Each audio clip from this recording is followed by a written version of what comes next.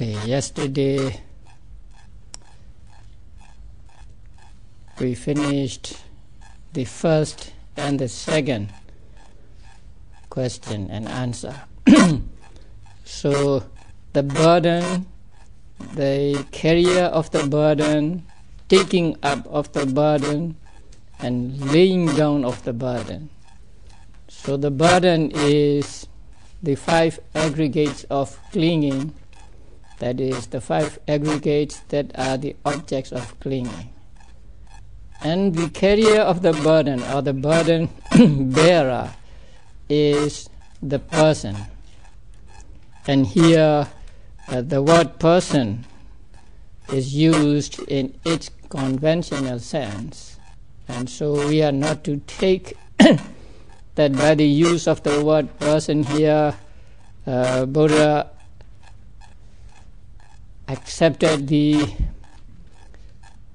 notion that the person really exists in the ultimate sense. So according to the teachings of the Buddha, there is no individual, no person, no man, no woman, no being whatsoever, but just the 5 aggregates, or mind and matter.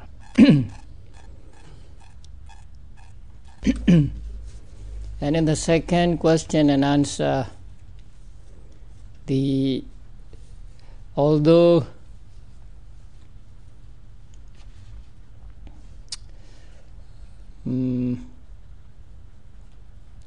the 5 aggregates are said to be burden and the person is the carrier, actually the burden and the burden carrier are the same. Although they are the same, in the second answer they are described as though they were different. The third question, what is the taking up of the burden? And the answer is craving. So craving is the taking up of the burden. So whenever we have craving or we have attachment for something, that means we are taking up or we are picking up the burden. Is described as producing rebirth. So the craving produces rebirth. Craving is lobha, attachment, craving, desire, and so on. And this craving has the ability to produce rebirth or to produce existence in the future. To understand the meaning of this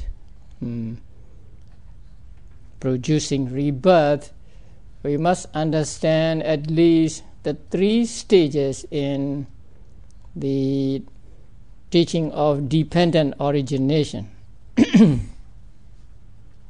Stages are craving, clinging, and bhava, say becoming. First, there is craving, and this craving develops.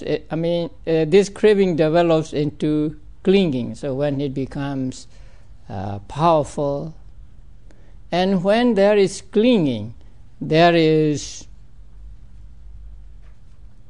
action. So a person clings to something, and in order to get that thing, he does something. So the clinging leads to action, and that action is one part of becoming. So the word bhava, or becoming, is made to have 2 meanings. Existence is one meaning, or becoming is one meaning, and the other is the source from which something springs up. So when a person does something, that means he accumulates karma. So kusala, wholesome karma or unwholesome karma. And as the result of karma, there is the rebirth in the future.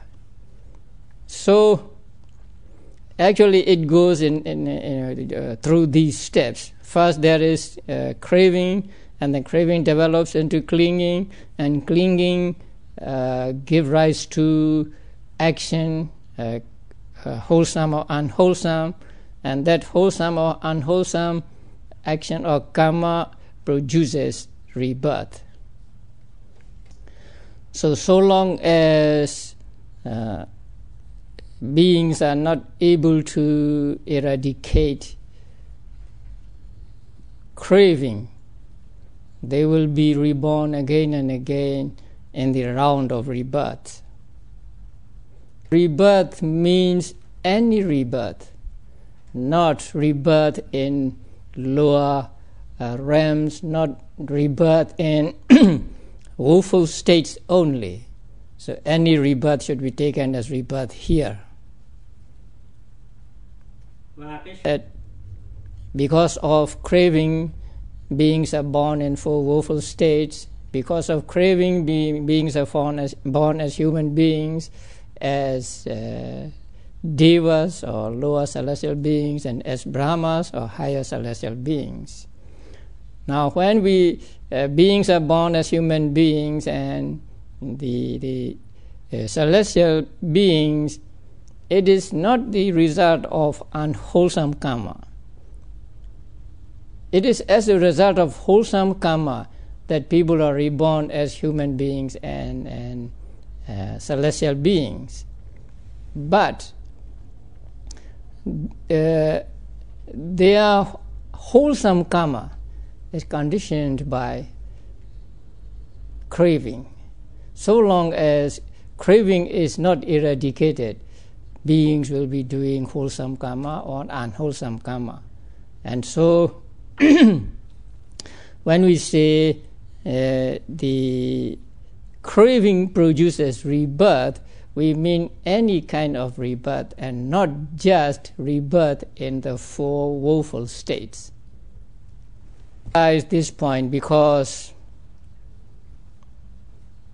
I found a mistranslation in this book.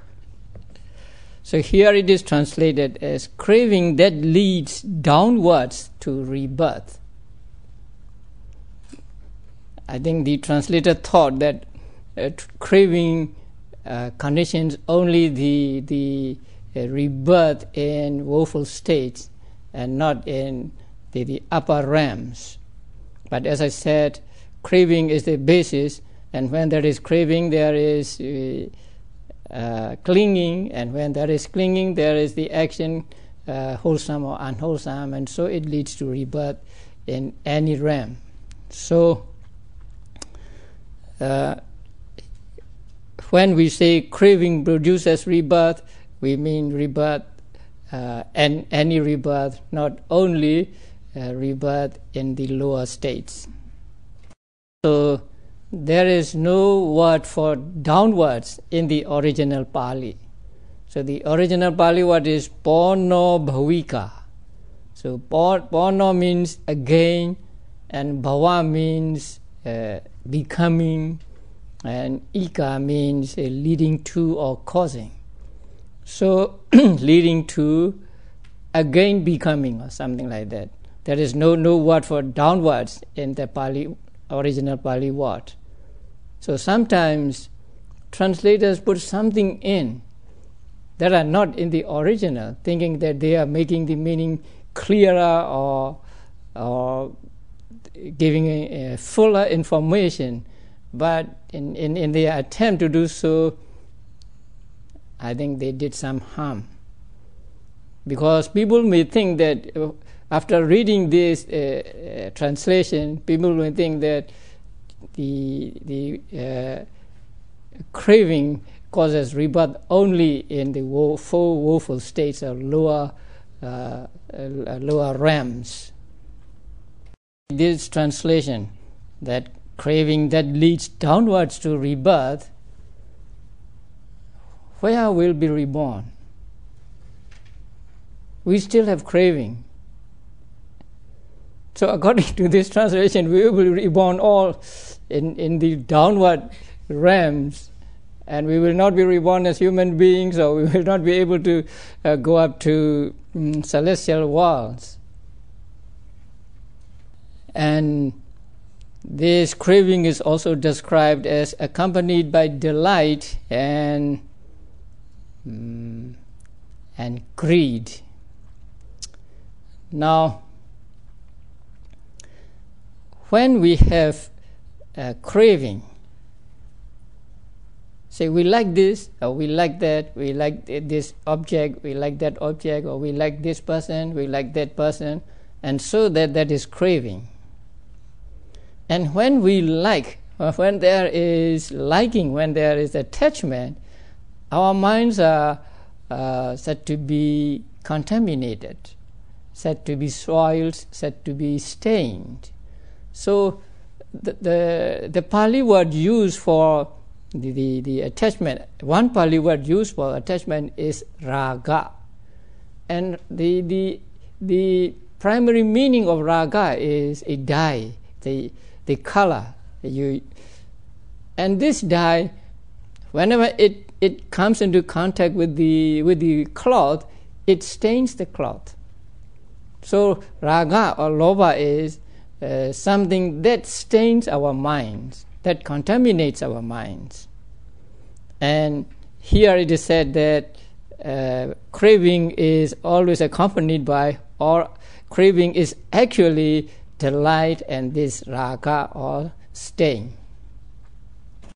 And it is also described as delighting in this or that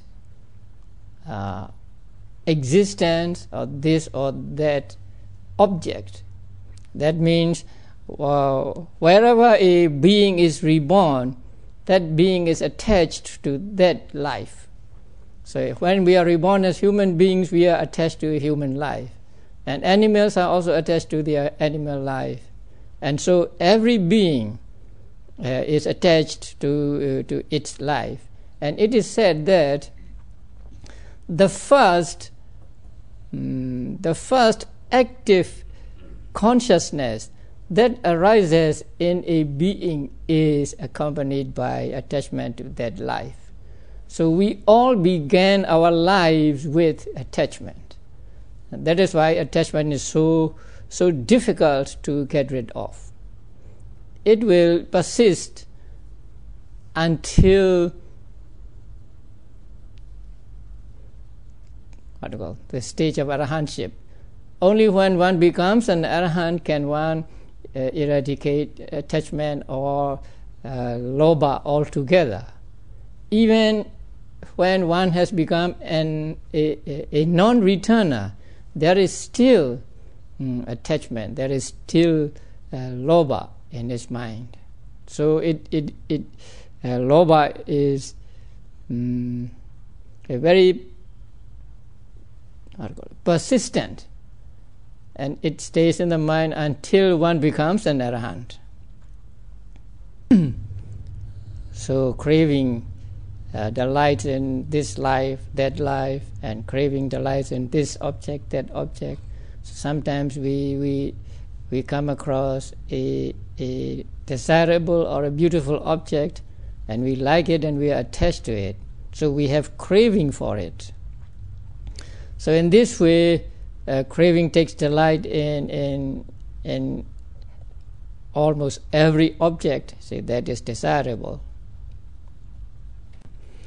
So this craving is said to be like taking up the burden. So every time we have craving, we are taking up the burden of the 5 aggregates. That means we are virtually taking up the 5 aggregates. What we really take up is the craving. But along with craving, we take up its consequences, its clinging, and then wholesome or unwholesome karma action, and then the resultant aggregates.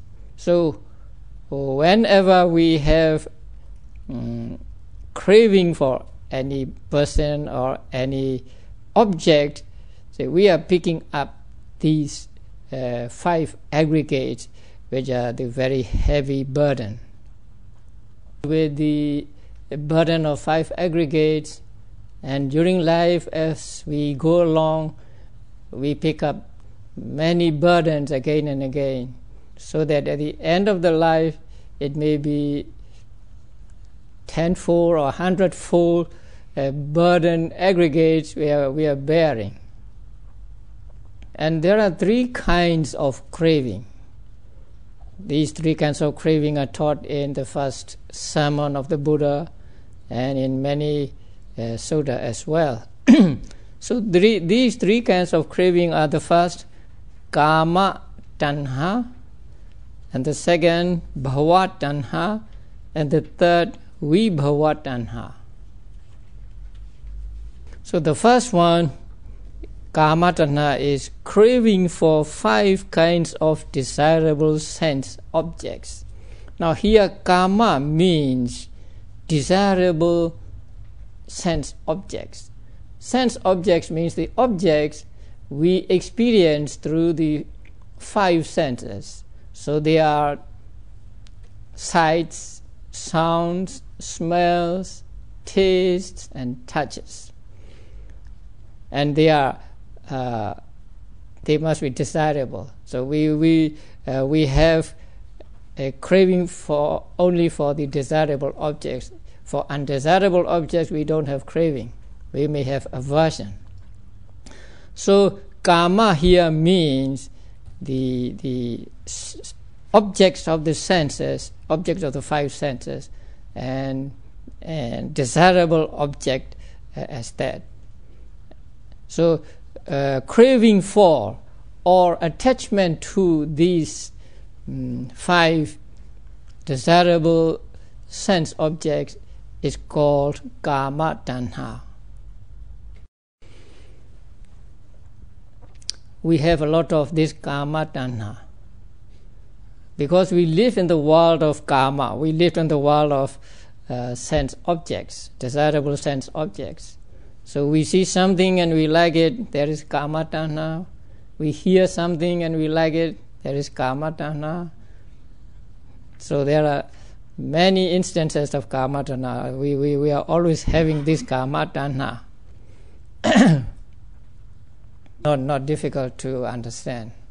Now we come to bhava tanha. Bhava tanha is translated as craving for becoming. Now here, according to the ancient commentaries, we must understand first the word bhava. Now there are 2 words, bhava and tanha. So do you know the word tanha? Tanha means craving or thirst. Now what does bhava means here? Now the literal meaning of the word bhava is becoming. And we know that bhava means an existence or a life. But there is another meaning of bhava, and that is the source. Something out of which some other thing arises. So that is also called bhava. So we must understand that there are 2 kinds of bhava. Bhava as rebirth or becoming, and bhava as the source or the cause of becoming. Extension, the word bhava means eternity, because becoming and then remaining in that condition and not coming to old age or death.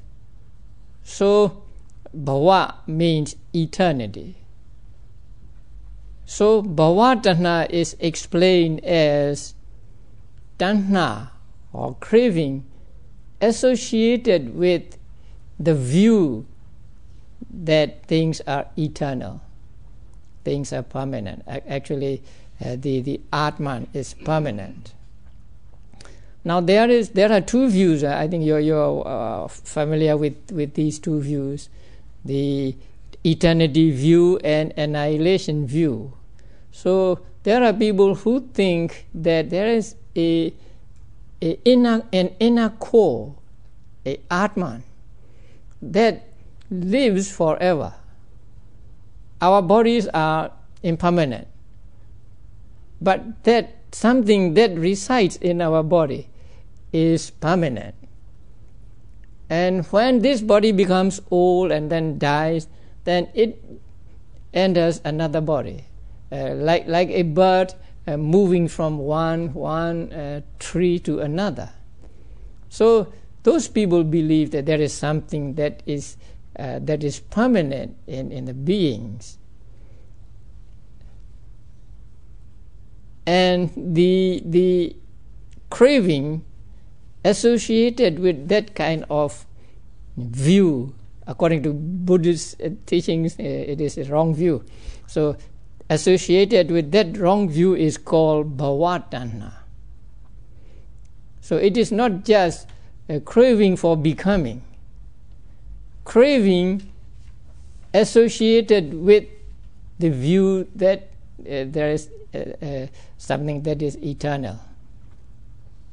And who has that view that there is an eternal atta residing in our body, and it moves from one body to another and so on? So a person who has that view also has craving. He will also be attached to this thing and that thing. He will be attached to people he likes. He will be attached to the things he likes, and so the craving arises in him at the same time when he has that view. And so that craving is what is called bhavatanha, craving associated with the eternal view, eternity view.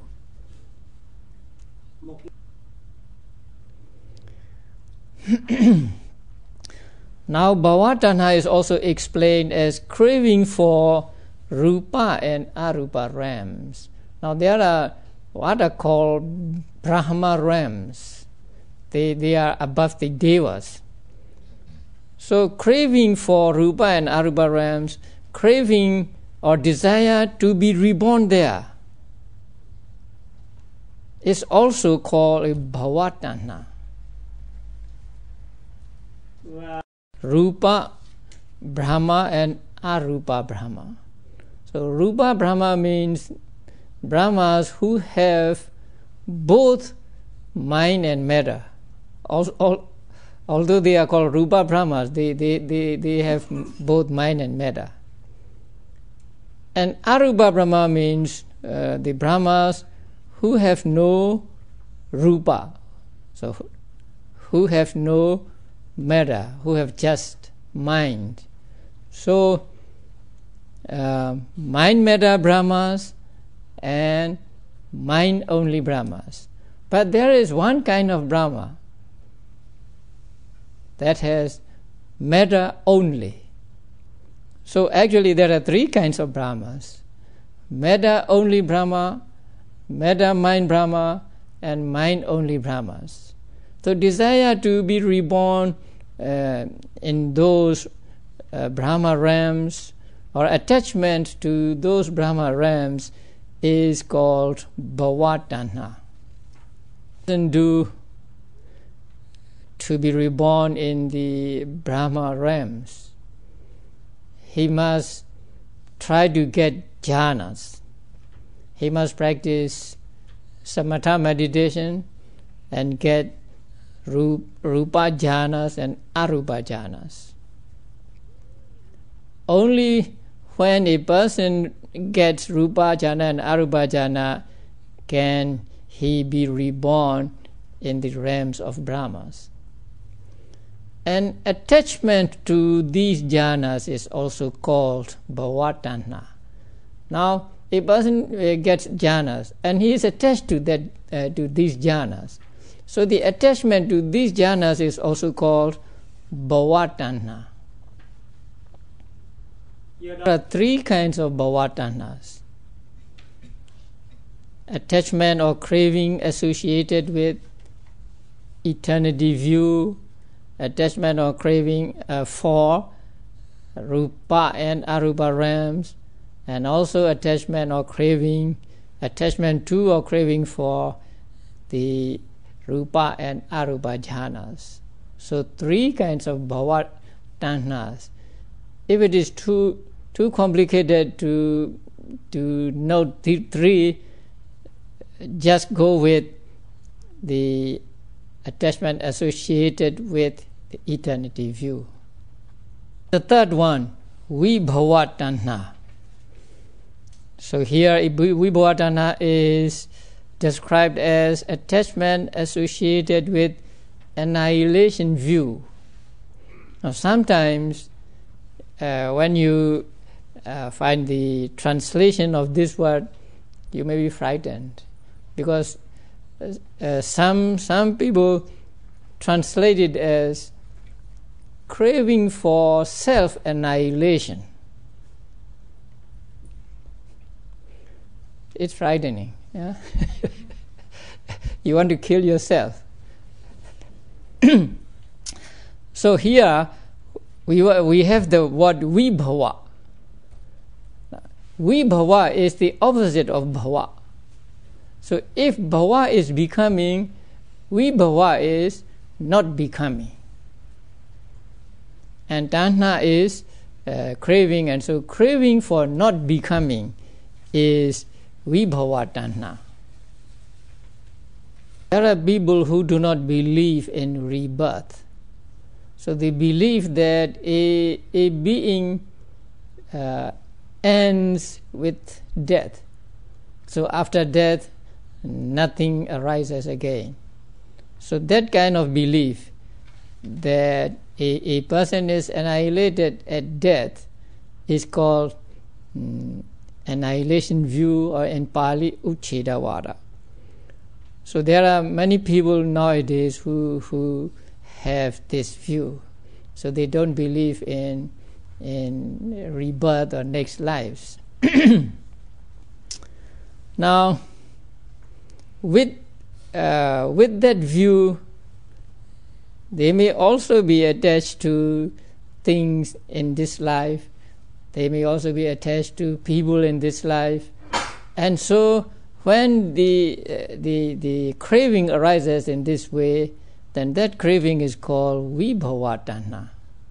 So tanha or craving that arises along with, or that is associated with, annihilation view, the view that beings are annihilated at death and there is no more of them in the future. People who have this view don't want there to be a life in the future. Actually, they don't care for wholesome karma or unwholesome karma. They don't want to know wholesome karma or unwholesome karma. And many people who have this view are those who want to do what they like. They may kill or they may steal or whatever they want to do, and they may not want to do meritorious deeds. They may not want to practice charity and so on, because for them this life is the only life, and so when you are in this life, enjoy this life as much as you can, even at the expense of others. So this is their basic philosophy. And also, although they do not want there to be a next life, they believe in this life. They believe, maybe even they believe in Atman existing for this one life and then administering the activities of the body. So such people do not want there to be a future life. And the desire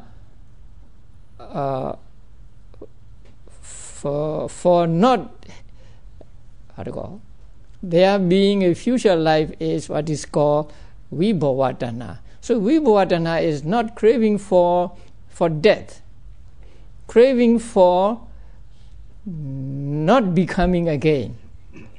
So there is a subtle difference. Because if we think that those who have this annihilation view crave for death, then they will all commit suicide. The fact that they are still alive shows that they do not want to die. They want to live long. But what they want is there to be no future life, so that they do not have to suffer the painful consequences of their wrongdoings in this life. So those who hold this view of annihilation are those who do not hate life, actually who want to enjoy life, but who do not want there to be a next life. And the craving associated with that wrong view is vibhavatana. You may even find this word translated as craving for prosperity. The word vibhava, I told you that it is the opposite of bhava. So bhava is becoming and vibhava is not becoming. But in another sense, we may mean expanded or something. So vibhava means prosperity or wealth. And it is used in this sense in the discourses also. So some people translate this vibhavatana as craving for prosperity. But that is quite wrong. Because craving for prosperity may go under kamatana. Because you crave for prosperity means you crave for 5 desirable objects. So it may not be different from kamatana. And the word vibhava here does not mean prosperity or wealth, but it means not becoming or annihilation. So every time we have one of these cravings, then we are picking up the burden of 5 aggregates. Now the fourth one, laying down of the burden.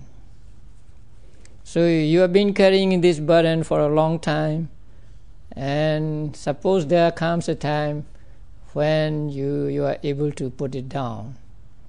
So that is laying down of the burden. You will feel very relieved when you have put the burden down. So the laying down of the burden is described here as total cessation of craving. Because when there is no craving, there is no taking up of the burden. So it is like laying down or throwing down the burden. And this cessation is described as that which is the remainderless cessation of that craving by magga. So this translation is according to the commentaries. Remainderless cessation, it looks a little awkward. Remainderless cessation. This is the literal translation of the Pali word. The Pali word is asesa, so remainderless. So in modern terms, we may say total. So I put the word total cessation. So remainderless cessation of that craving by magga.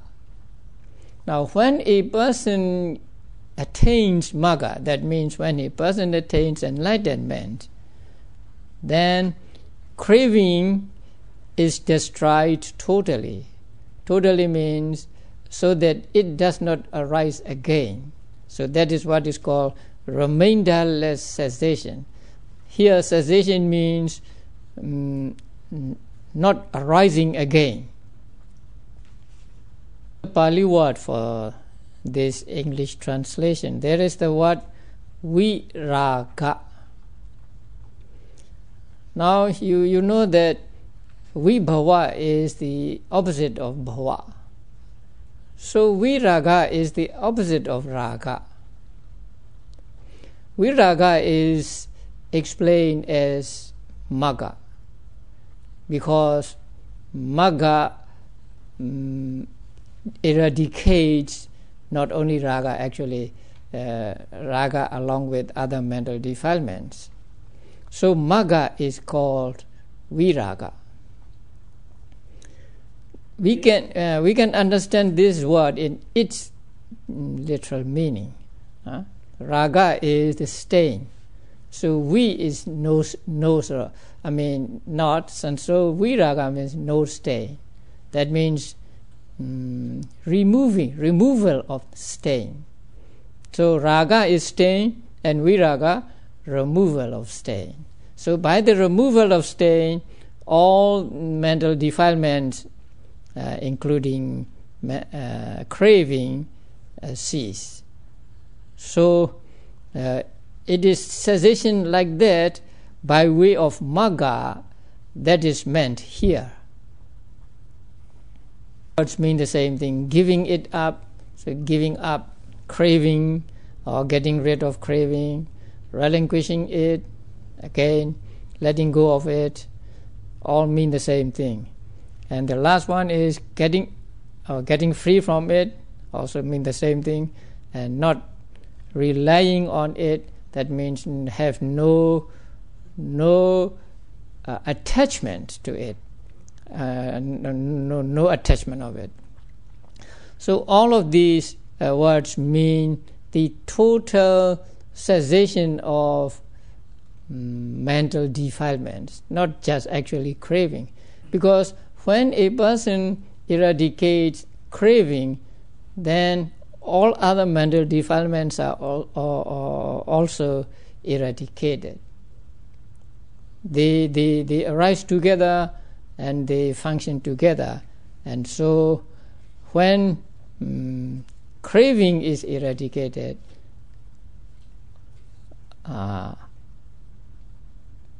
let's say almost all mental defilements are eradicated. That when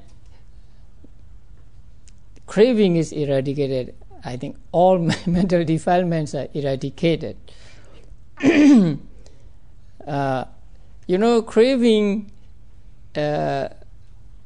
Craving persists until the non-returner stage.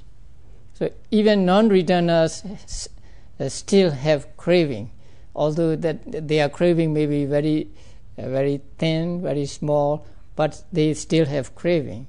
So only when one becomes an arahant can one get rid of craving altogether.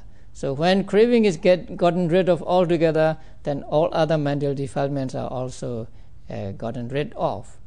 So along with craving, all mental defilements are eradicated by way of the magga or path consciousness. So when path consciousness arises, the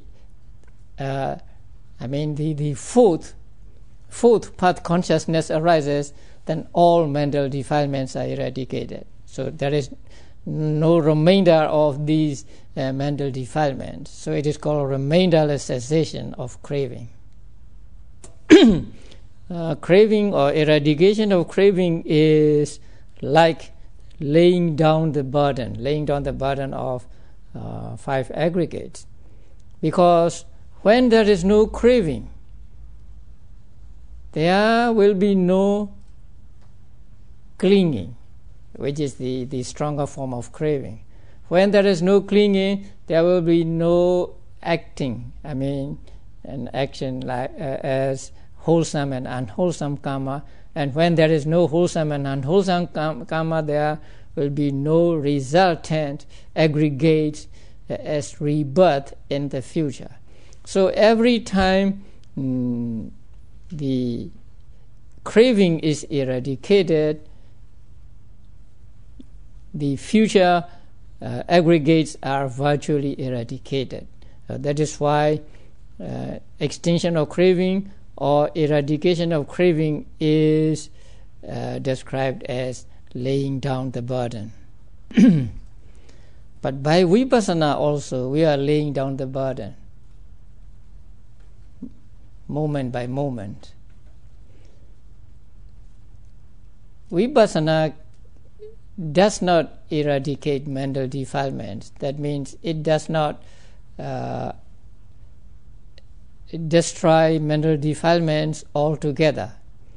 But it prevents mental defilements from arising.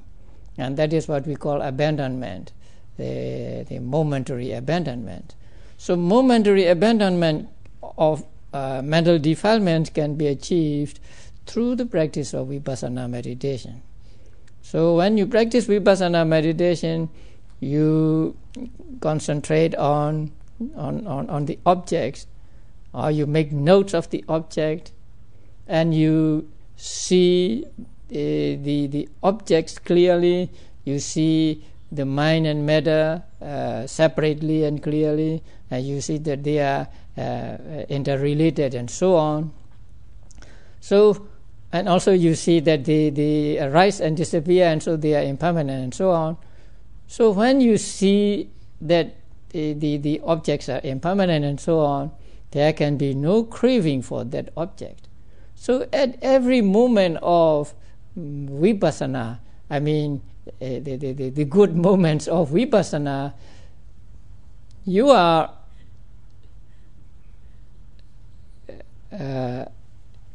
getting rid of craving or getting rid of mental defilements. That means you are not letting these mental defilements arise with regard to that object.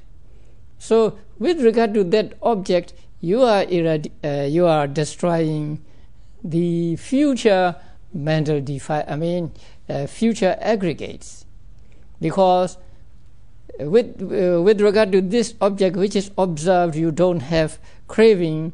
Then with regard to that object, you don't have clinging, so you don't have wholesome or unwholesome actions, and so there will be no resultant aggregates. So at every moment of vipassana, at every moment of noting, you are laying down or putting down or throwing down the burden of 5 aggregates. And yogis reach the stage of magga, or total cessation of craving and other mental defilements, only through the practice of vipassana. So without the practice of vipassana, without the practice of vipassana preceding it, no magga consciousness can arise, or no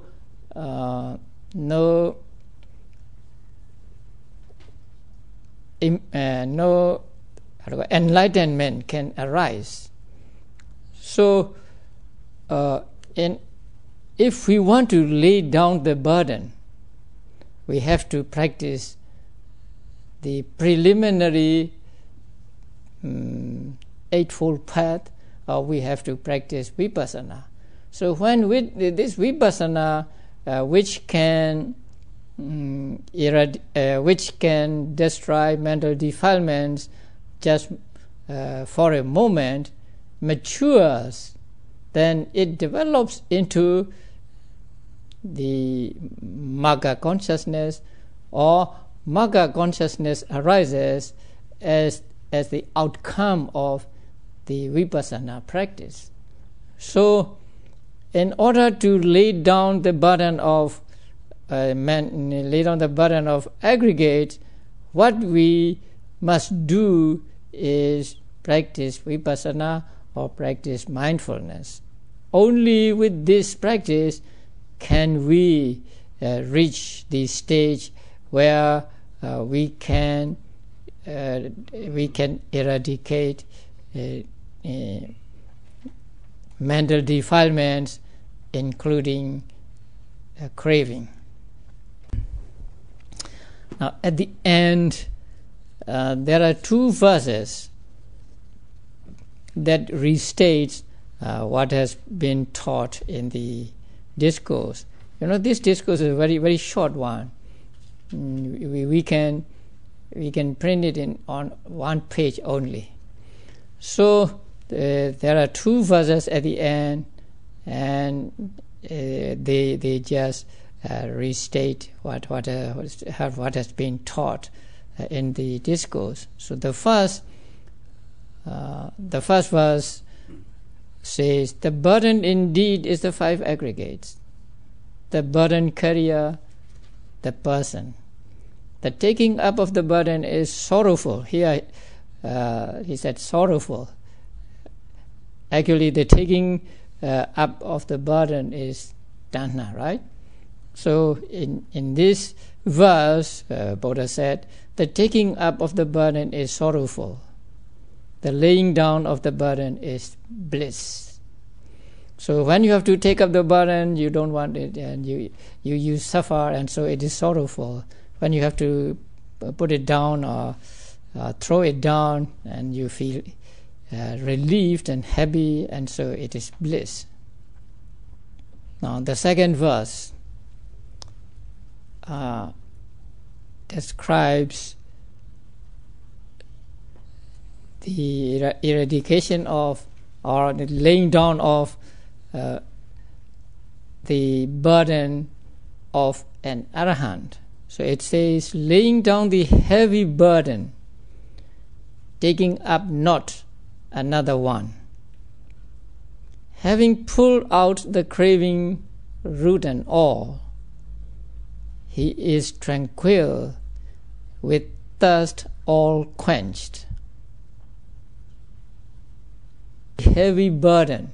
Now, when does an arahant lay down the heavy burden of aggregates? When he dies. Taking up not another one. Now, that is his specialty. We also lay down heavy burden at death, right? We will. We will also lay down the heavy burden. But as soon as we lay down the heavy burden, we'll pick up another, a fresh burden. But arahants are not like that. They will take up not another one. They will not take up any other burden. So that is the difference.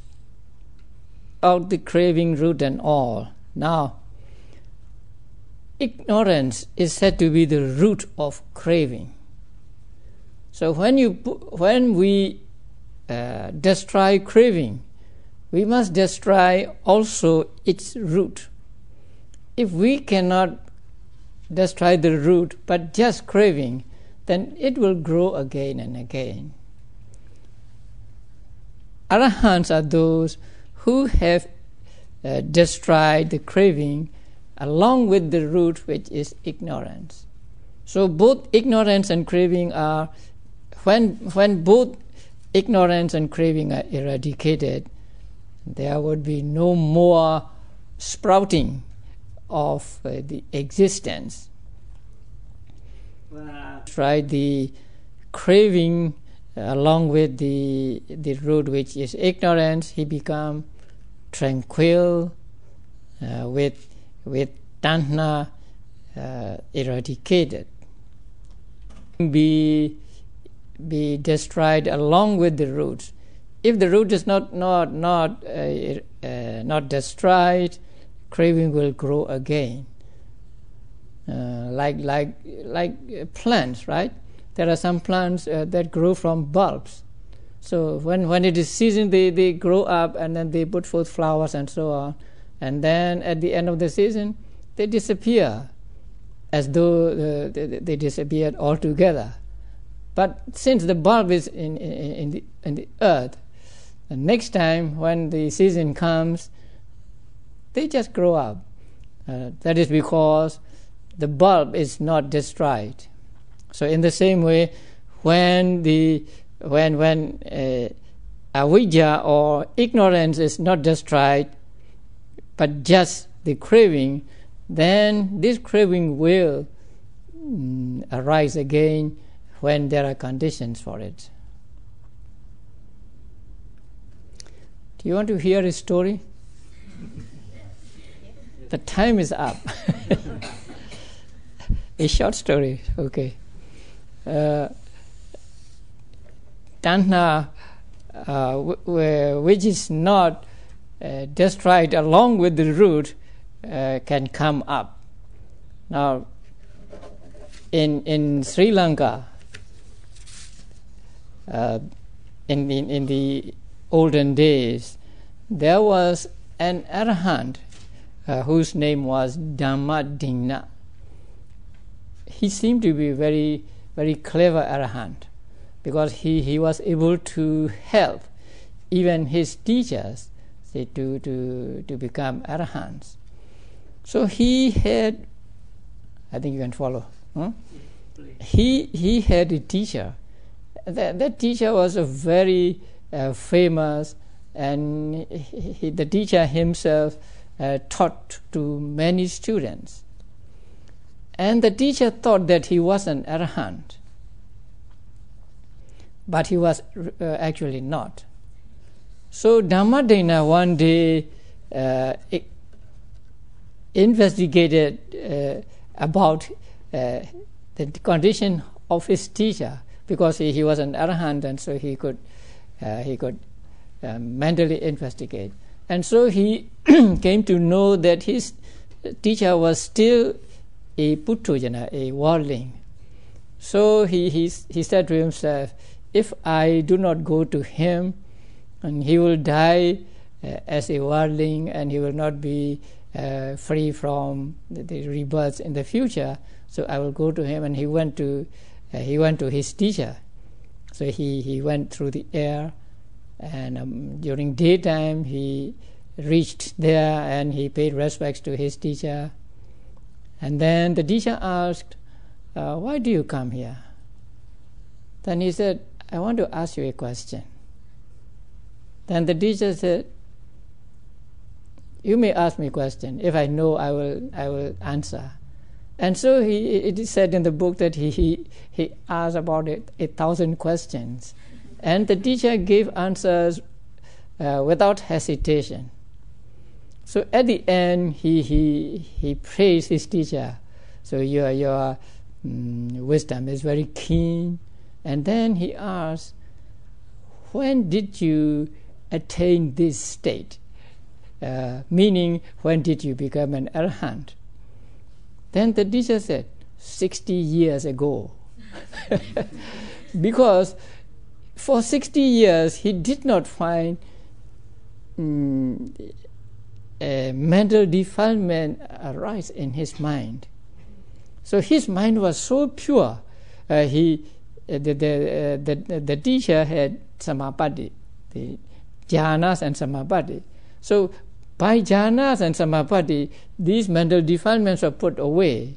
But he thought they were put away for good, because they never arose in his mind. So here he just said, it was 60 years ago that I became an arahant or something like that.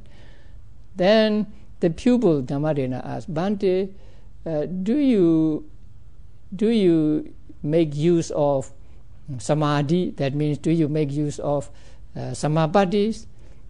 Then the teacher said, oh, it's not difficult. Then please make or create a pond. So by his mental power, then he created a pond. Then his pupil said, Bhante, create a cluster of lotuses in that pond. Then he creates them. And Bhante, please create one big lotus. Then that was created. And then, Bhante, please create a girl about 16 years of age, a beautiful girl, singing and dancing on that lotus. Then he created that also. And then the people said, Bande, just look at her. So as he looked at what he had created, lust arose in his mind. He was looking at his own creation, but it was a beautiful girl and singing and dancing, so lust arose in his mind. So at that moment he knew that he was not an arahant. So he knelt down before his own pupil and said, "Oh, good man, please be my help." Then the pupil said, "Bande, I came here just for this purpose." So the pupil taught him how to meditate, give him a meditation subject. And then the pupil wanted to give time to his teacher, and so he went away. As soon as he went away, the teacher became an arahant. So the mental defilements not destroyed along with the craving, destroyed not along with the root, which is ignorance, can come up even after 60 years of non-arising.